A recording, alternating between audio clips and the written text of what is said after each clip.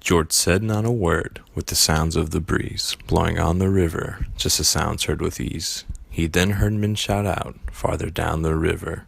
The men's shouts became loud. George stopped with a shiver. "Take off your hat, Lenny," George told his big friend. "The air feels quite lovely down here at the bend." Lenny did as told, and he took off his hat. He then laid it down on the dirt where he sat. "Tell how it's gonna be," Lenny asked his dear friend. George sat silently, staring out at the bend.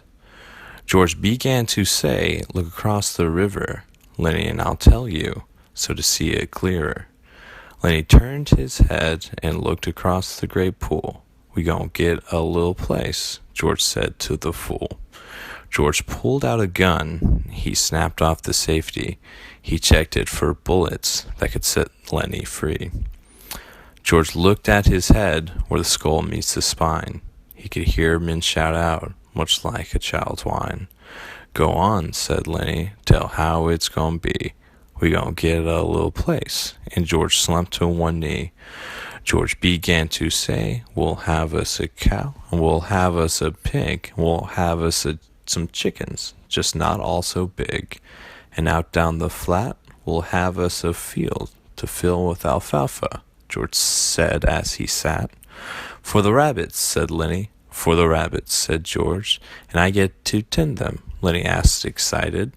"And you get to tend them," George replied. Lenny then turned his head. "No, Lenny, look down there. Across the river, you see," George said, ready to set Lenny free.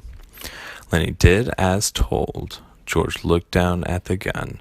Footsteps could be heard, so it had to be done. "Go on, George, and tell me, when we gonna do it?" he asked eagerly. "Gonna do it soon," George spit. "Me and you and me.